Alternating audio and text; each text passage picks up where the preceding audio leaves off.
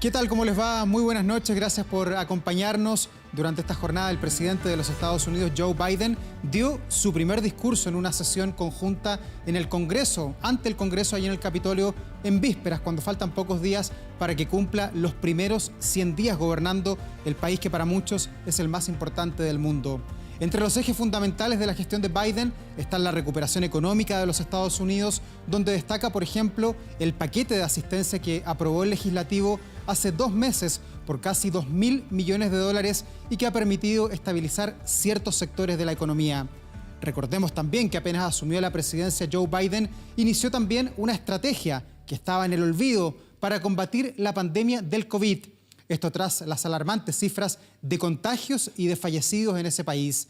Joe Biden presentó además el balance de la vacunación que ha llevado a cabo durante estos días, donde se han aplicado hasta la fecha más de 232 millones de dosis de vacunas y el 30% de la población ya está plenamente inmunizada. Comienza aquí, Medianoche.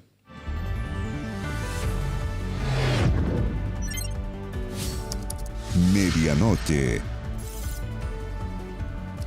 100 primeros días de Joe Biden que para muchos van a marcar el derrotero para ver cómo viene la mano con este nuevo gobierno de los Estados Unidos que está recién comenzando ahí en la Casa Blanca.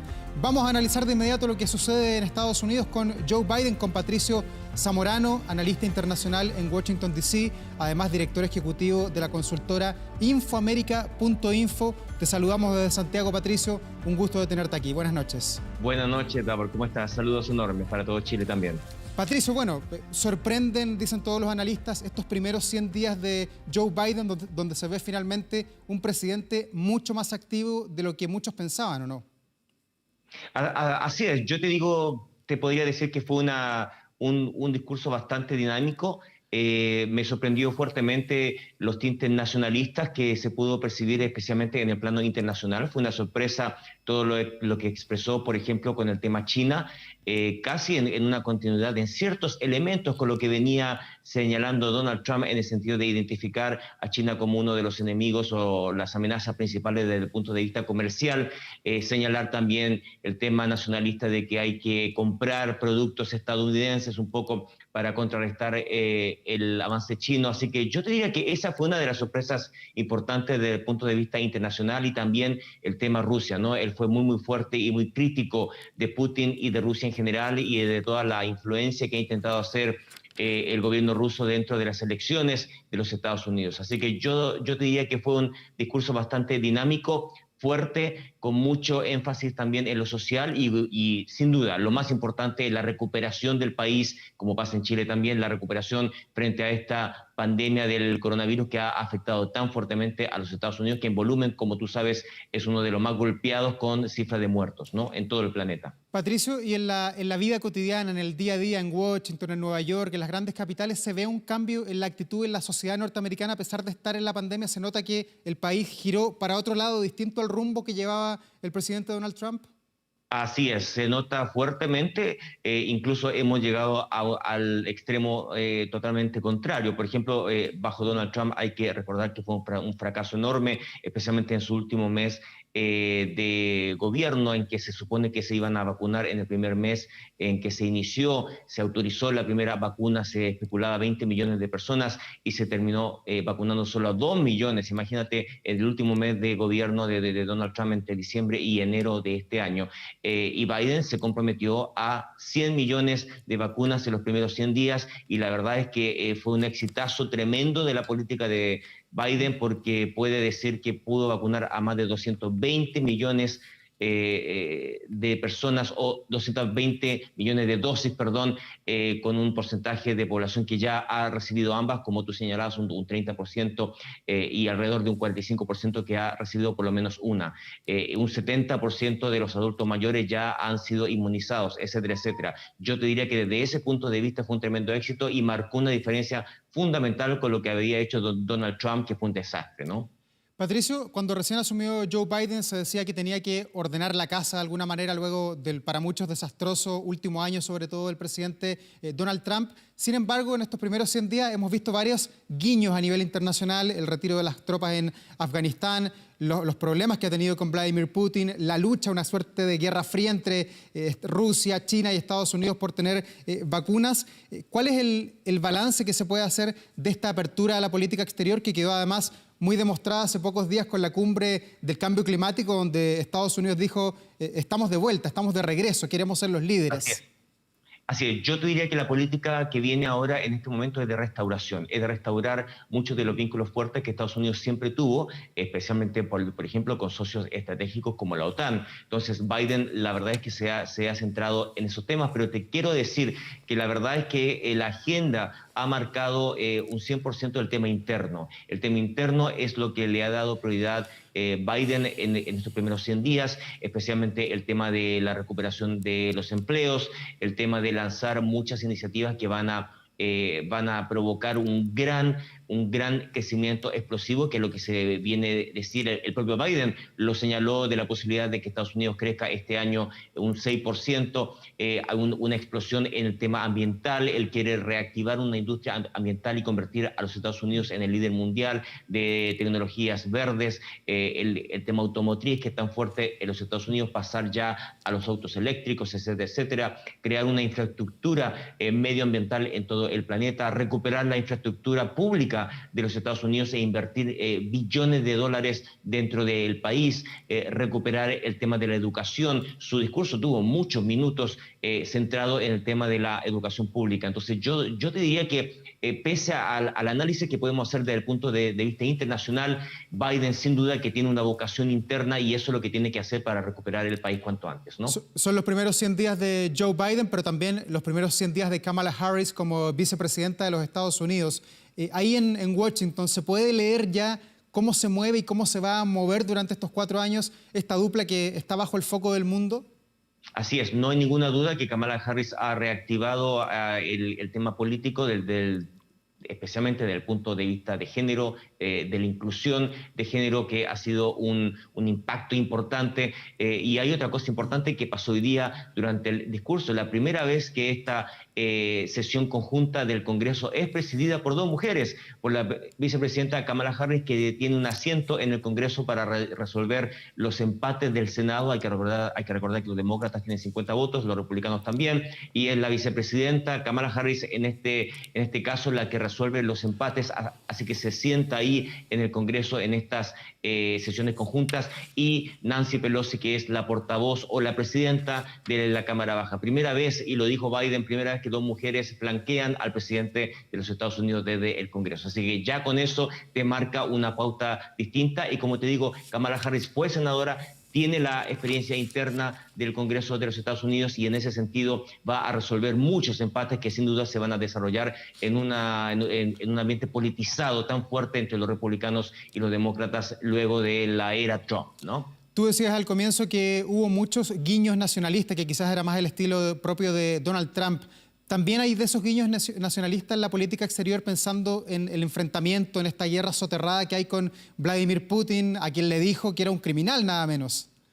Así es, yo te diría que hay ciertos elementos, no es, por supuesto, bajo ninguna circunstancia, tiene nada que ver con lo extremo que nos representó Donald Trump durante 4 años, para nada. Pero sin duda que el discurso de esta noche fue un discurso bastante centrado nuevamente en esta teoría del excepcionalismo estadounidense, esta teoría que se cree dentro del establishment de los Estados Unidos, que de alguna forma Estados Unidos es un país especial, que está destinado a cierto liderazgo de manera natural en el planeta, etcétera, etcétera, que es bastante discutible como teoría, pero que es una teoría importante dentro del establishment de este país, y Joe Biden la desarrolló durante su discurso de una manera importante, defendiendo el sitial de los Estados Unidos dentro del contexto mundial, defendiendo el hecho de que Estados Unidos tiene que enfrentarse a China de una manera fuerte, que no puede esperar a que el resto de los países avance, especialmente en tema de tecnología, que debe proteger a su herencia intelectual, todo el tema de las tecnologías y de las patentes, por ejemplo, mencionó esos temas. Así que sí, fue un discurso de defensa del rol que estima que los Estados Unidos ya no ha tenido en el sitial internacional y que sin duda que se aminoró bajo el gobierno de Donald Trump, no hay ninguna duda, ¿no? ¿Podrá seguir con este tranco tan fuerte, tan veloz que ha tenido durante estos primeros 100 días? Recordemos que Donald Trump le decía caricaturescamente que era Sleepy Joe, que estaba todo el día durmiendo, que no tenía fuerza, que no tenía ánimo ni un timón firme para gobernar los Estados Unidos, pero en estos 100 días ha demostrado todo lo contrario. ¿Alcanza la benzina, la fuerza para llegar 4 años con esta misma velocidad?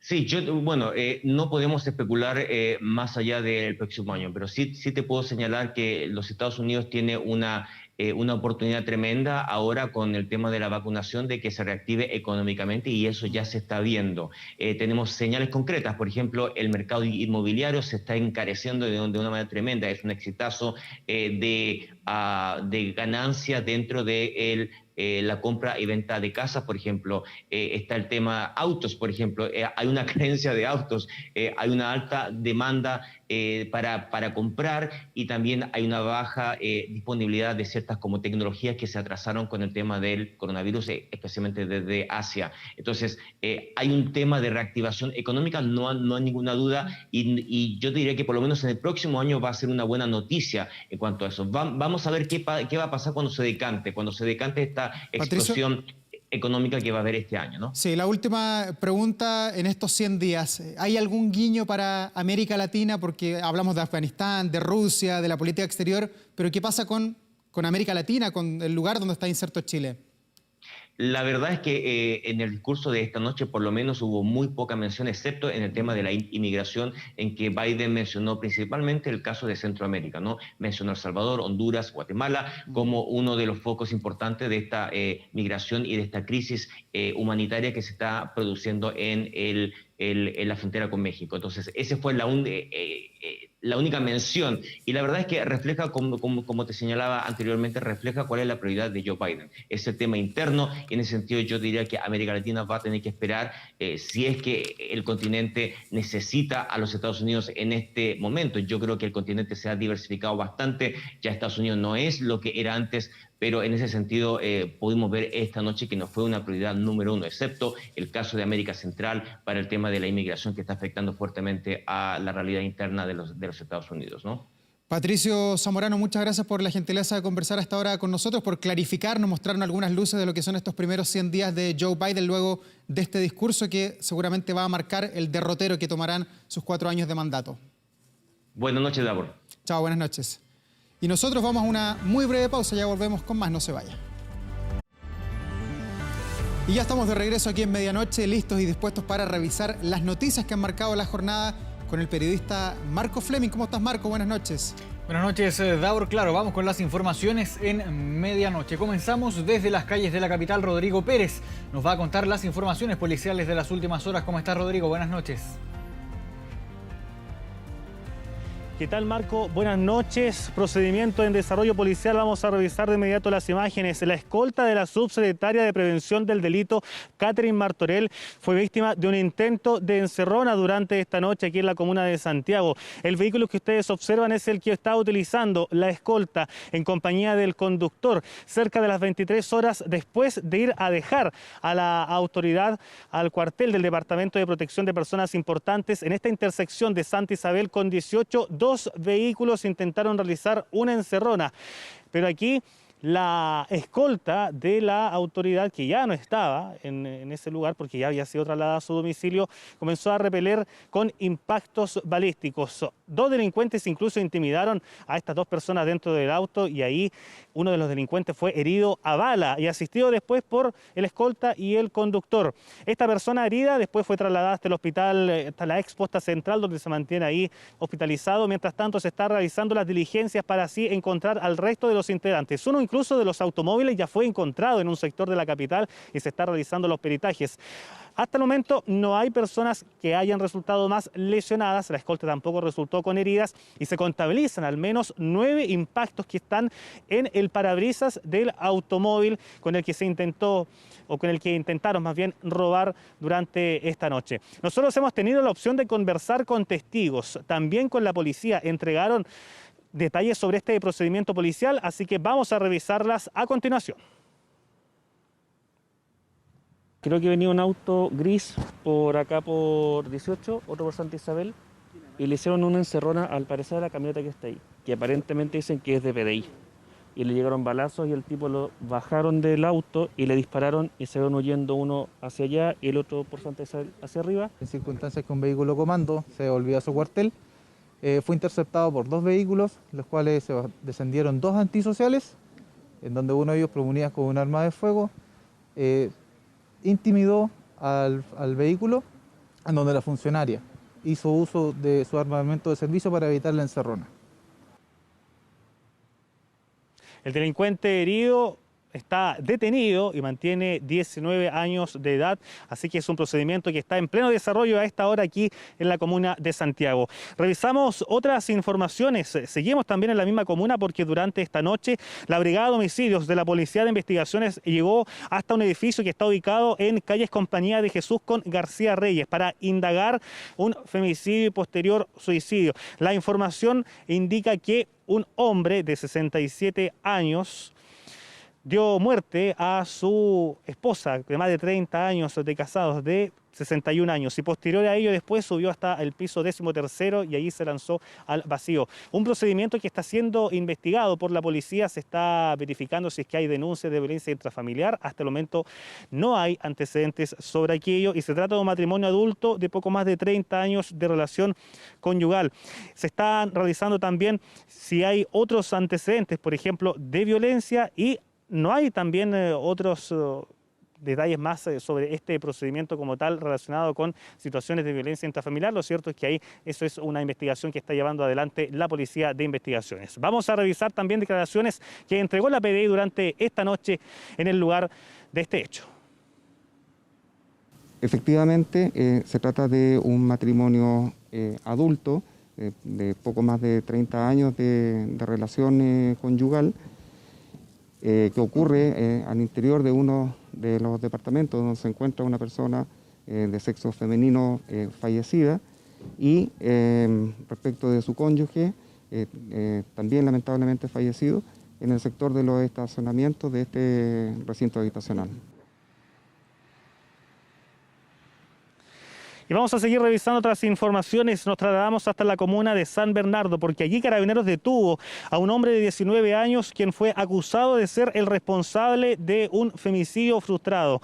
Atacó a su pareja de 20 años, la atacó con un objeto cortopunzante, le dio una puñalada en la región torácica.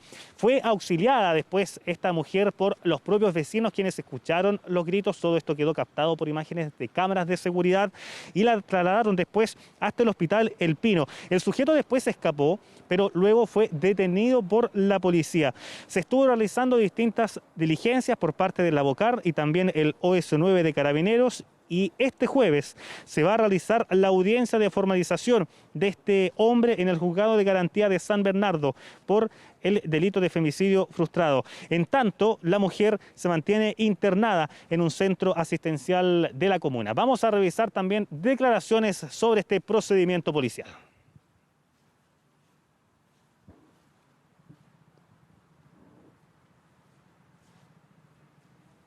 Lamentablemente tenemos que dar cuenta que el día de hoy, en hora de la mañana, en el sector sur de San Bernardo, se originó un femicidio frustrado, en donde un hombre con antecedentes penales hirió gravemente con un arma blanca a su pareja y posteriormente la amenaza con un arma de fuego. Gracias a la rápida acción de vecinos, esta mujer fue trasladada hasta el hospital El Pino, en donde fue intervenida y en la actualidad se encuentra estable dentro de su gravedad. Un procedimiento que está siendo investigado entonces y que la persona detenida va a pasar a control de detención. Vamos a seguir muy atentos a estas y otras informaciones y a este caso que estábamos comentando al comienzo, las diligencias que está realizando el Carabineros con este intento de encerrona a la escolta de la subsecretaria de Prevención del Delito, Catherine Martorell. La habían ido a dejar a su casa, eso sí, y aquí en Santa Isabel con 18 intentaron robar este automóvil. Ahí la escolta actuó repeliendo con impactos de bala y uno de los delincuentes fue herido y se mantiene en el hospital, en la ex posta central, siendo atendido. Así que procedimiento en desarrollo que vamos a estar ampliando en nuestras próximas ediciones. Bien, Rodrigo, quedamos en contacto. Muy buenas noches. Y el Diario Oficial finalmente publicó la reforma constitucional que permite el tercer retiro de los fondos de pensiones. Desde el lunes 3 de mayo las AFP ya van a comenzar a recibir las primeras solicitudes y se espera que los primeros pagos se realicen a fines de la próxima semana. Una situación bien distinta es la que están viviendo las aseguradoras, que esperan instrucciones para dar a conocer finalmente el mecanismo de retiro para las rentas vitalicias.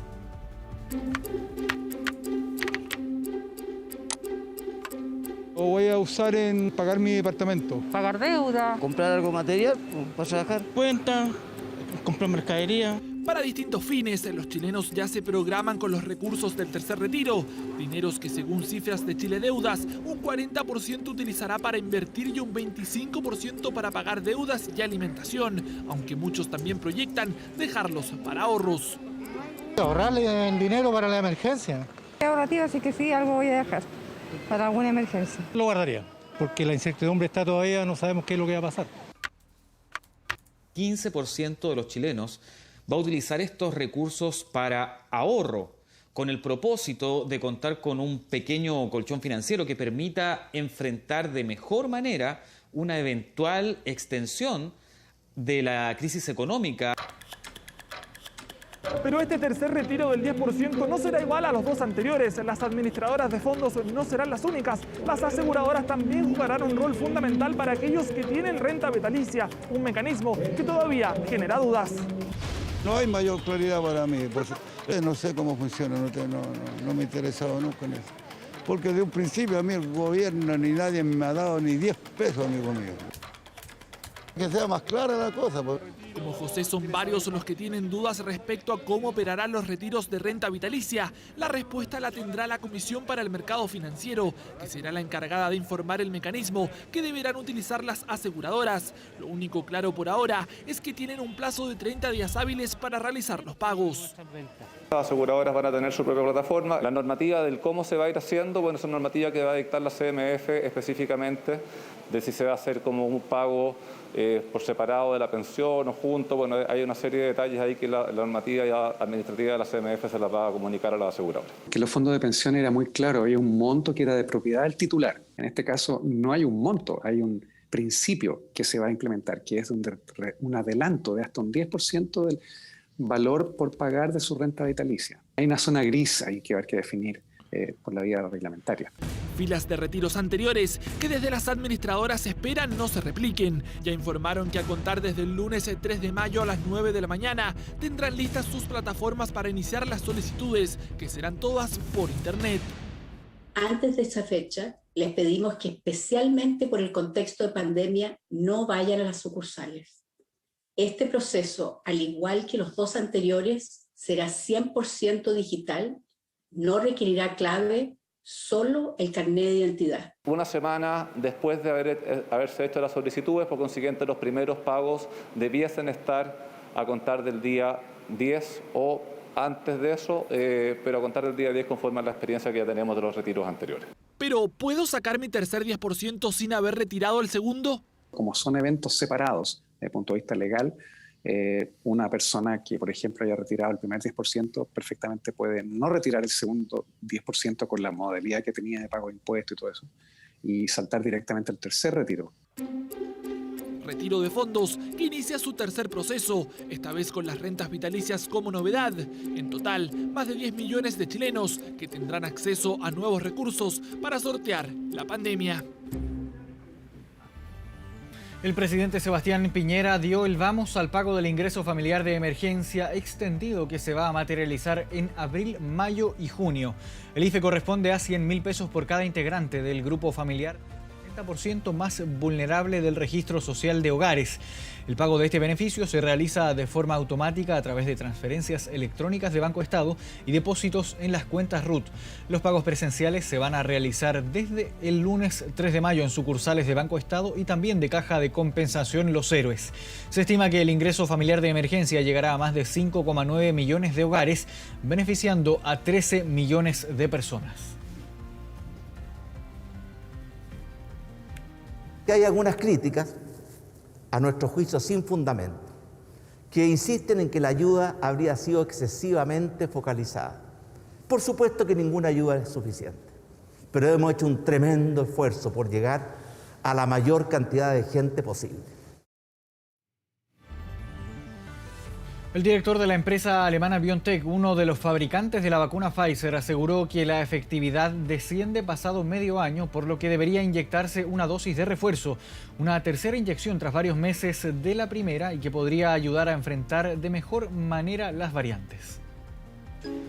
Probablemente se necesite una tercera dosis de la vacuna Pfizer en un plazo de 6 meses a un año. Es lo que hace algunas semanas planteó el director de la farmacéutica norteamericana.